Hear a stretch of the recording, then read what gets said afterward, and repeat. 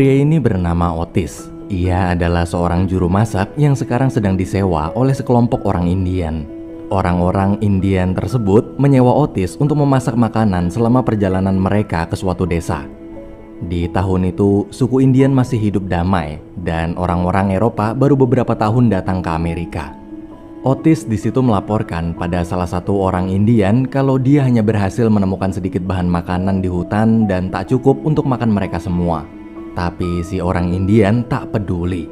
Ia malah mengatakan bahwa masalah itu sudah jadi tanggung jawab Otis. Malamnya mau nggak mau, Otis harus mencari lebih banyak bahan makanan lagi. Di tengah pencarian terlihat ada seorang pria sedang bersembunyi di semak-semak. Pria tersebut bernama King Lu. Melihat kondisi King Lu, Otis langsung menolongnya. King Lu kemudian bercerita kalau tadi dia tak sengaja menembak seseorang setelah orang itu membunuh temannya. Dan sekarang teman-teman orang yang King Lu tembak tadi lagi ngejar dia. Mendengar cerita tersebut, Otis merasa kasihan. Ia lalu mengizinkan King Lu untuk tidur di dalam tendanya malam ini. Esok hari saat Otis bangun, King Lu telah pergi. Tak lama kemudian, waktu semua siap, Otis bersama rombongan orang Indian pun melanjutkan perjalanan mereka. Di tengah jalan, Otis kaget melihat King Lu bersembunyi di dalam gerobak tempat penyimpanan barang. Namun dalam hati dia lega King Lu baik-baik aja. Setelah lama berjalan, mereka semua beristirahat. Ketika sedang mencari bahan makanan, Otis sampai ke sebuah sungai. Dengan perasaan senang, dia buru-buru mengambil jaring ikan. Saat sampai di tempat rombongannya istirahat, Otis panik melihat salah satu orang Indian membongkar gerobak penyimpanan barang tadi. Otis di situ takut King Lu ketahuan. Tapi waktu dicek, lagi-lagi King Lu telah pergi. Di sisi lain, di desa tujuan Otis, terlihat ada dua orang pengemudi kapal yang sedang membawa seekor sapi. Karena orang-orang suku Indian tak pernah melihat sapi sebelumnya, kedatangan sapi itu pun menjadi bahan tontonan orang-orang di sana. Beberapa saat kemudian, barulah Otis sampai ke desa. Kontrak kerjanya pun selesai dan dia juga telah menerima bayaran. Ia lalu memilih pergi ke bar untuk menghilangkan kejenuhan. Di sana, dia mendengar obrolan orang-orang tentang sapi yang tadi datang ke desa sebelum Otis sampai. Sapi tersebut ternyata didatangkan langsung dari Inggris oleh seorang bangsawan kaya. Tak lama kemudian datang seorang pria membawa bayi. Ketika ada bayi masuk ke dalam bar, salah satu pengunjung di sana pun mengejek dengan kata-kata kasar. Hingga...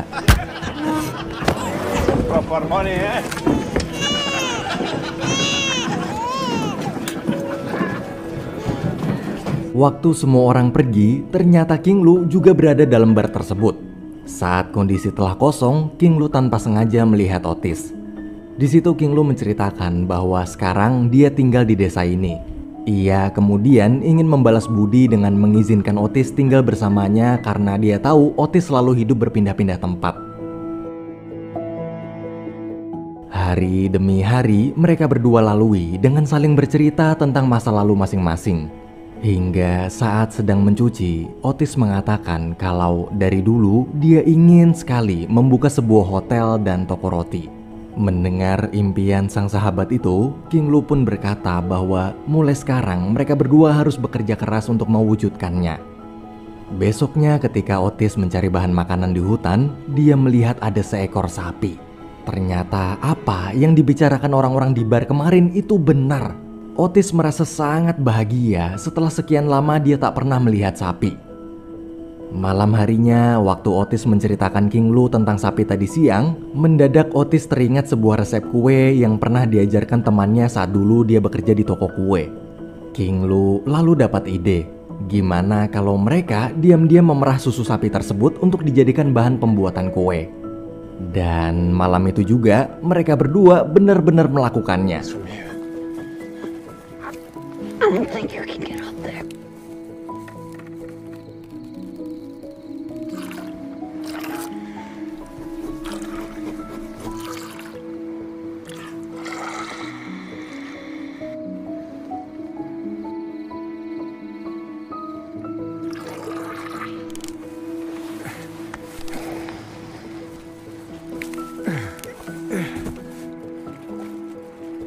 Pagi hari Otis segera membuat kue dari susu hasil perahannya tadi malam. Waktu King Lu mencicipi, ternyata rasanya luar biasa enak. King Lu pun dapat ide lagi, bagaimana kalau menjual kue tersebut di pasar. King Lu yakin karena rasa kue Otis sangat enak, maka mereka pasti bisa menjualnya dengan harga tinggi. Esok hari mereka berdua mulai menjual kue buatan Otis di pasar. Setelah lama menunggu, akhirnya ada beberapa orang yang mampir. Lalu ketika mencicipi kue tersebut, orang-orang itu terlihat ketagihan dan langsung memborong semua kue Otis. Malam harinya, Otis bersama King Lu kembali mencuri susu untuk bahan pembuatan kue mereka besok. Namun sayang, karena cuma dapat susu sedikit, Otis jadi tak bisa membuat lebih banyak kue. Esok hari ketika lapak digelar, walaupun harga naik, tapi orang-orang masih tetap rela ngantri demi mencicipi satu kue lezat buatan Otis. Di rumah selesai berjualan, Otis serta King Lu kemudian menghitung semua uang hasil jualan kue 2 hari ini. Melihat banyaknya uang yang mereka dapat, King Lu yakin jika penjualan kue setiap hari habis terus, maka cuma butuh waktu beberapa bulan aja pasti udah bisa ngebangun sebuah hotel di kota. Mendengar ucapan King Lu, Otis merasa begitu senang, sebentar lagi impiannya akan benar-benar terwujud. Esok hari saat Otis dan King Lu sedang mempersiapkan dagangan, ada salah satu pengunjung minta disisakan satu kue soalnya sebentar lagi seorang bangsawan kaya akan datang ke sana. Bangsawan yang orang itu maksud ternyata adalah bangsawan pemilik sapi yang susunya selalu mereka berdua curi setiap malam. Bangsawan tersebut bernama Chief Factor. Otis dan King Lu pun kaget, mereka takut ketahuan karena dari seluruh warga desa, hanya si bangsawanlah satu-satunya orang yang tahu bagaimana rasanya susu. Tapi bila tak menyisakan kue untuknya, pasti para pengunjung pasar akan menganggap mereka berdua tak sopan. Nggak lama kemudian, Chief Factor datang. Mau nggak mau, Otis harus memberikan kue buatannya itu.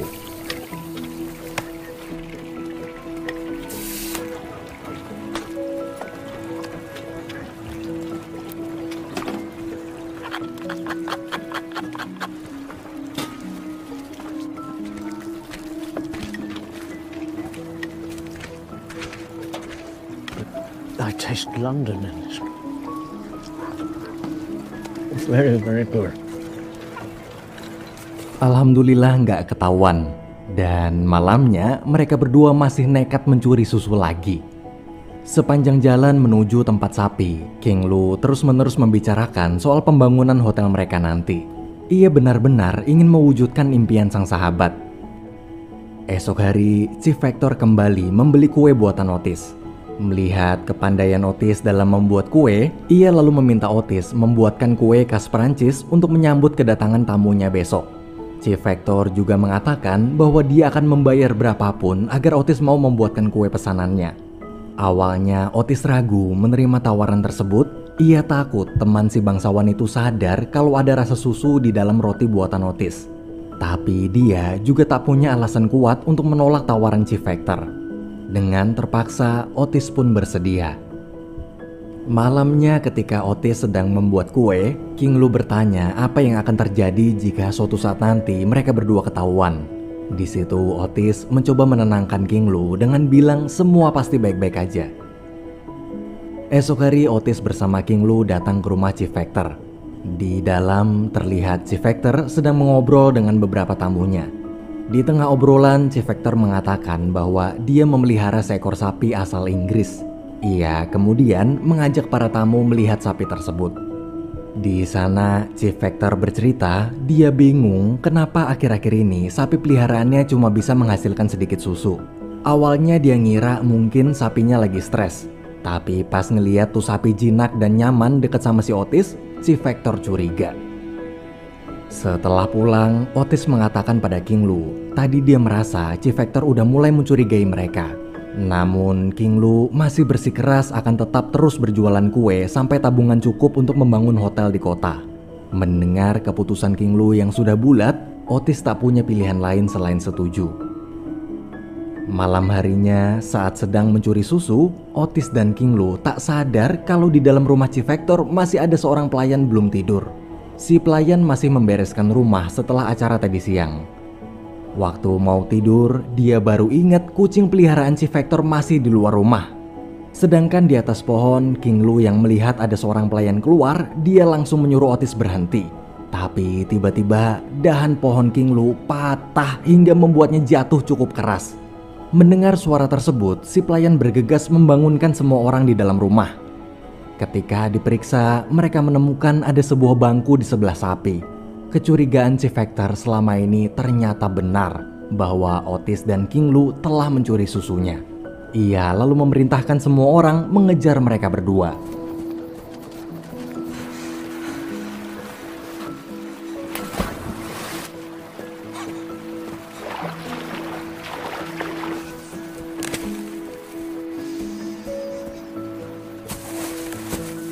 Setelah terpisah dari King Lu, Otis terus berlari sekencang-kencangnya sampai dia jatuh ke jurang. Di sisi lain, King Lu yang juga masih terus-menerus berenang sampai pagi, akhirnya dia bertemu dengan seorang pemilik perahu.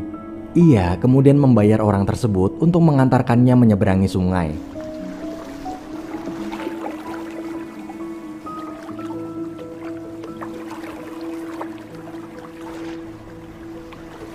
Sedangkan Otis terlihat baru terbangun di rumah orang tak dikenal. Ternyata tadi malam orang itu telah menolong serta mengobati lukanya. Namun karena dia tak bisa bahasa Inggris dan Otis juga nggak ngerti bahasa Indian, Otis pun memilih kembali tidur. Esok hari saat kondisi rumah kosong, Otis segera pergi dari sana. Dengan sekuat tenaga, dia berusaha mencari jalan arah ke rumah King Lu. Sementara King Lu yang udah sampai rumah duluan, ia langsung mengambil kantong berisi semua uang tabungannya. Tapi sayang, kantong itu malah nyangkut dan jatuh. Sebelum sempat diambil, para anak buah Chief Vector datang lalu menghancurkan seluruh barang-barang di rumahnya. Ketika mereka pergi, King Lu merasa begitu sedih, rumahnya kini telah hancur.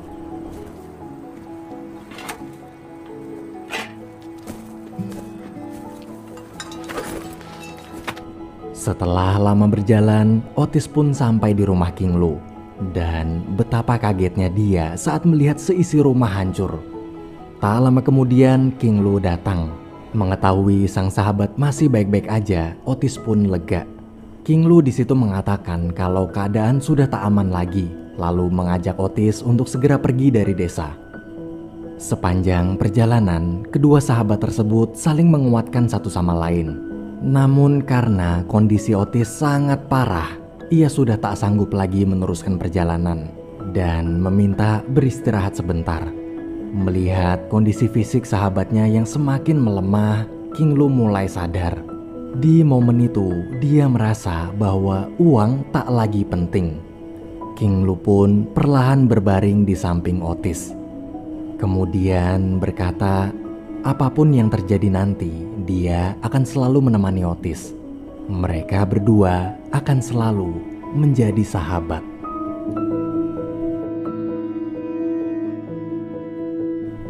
Berpuluh-puluh tahun berlalu, terlihat ada seorang wanita sedang bermain bersama anjingnya di taman. Tiba-tiba anjingnya berlari ke sebuah pohon, kemudian menggali tanah di sana. Ketika wanita muda tersebut memeriksa, ia merasa seperti ada sesuatu. Karena penasaran, ia pun mencoba menggali lebih dalam. Hingga akhirnya, wanita itu menemukan sepasang kerangka manusia. Kerangka Otis dan King Lu puluhan tahun lalu. Film pun berakhir.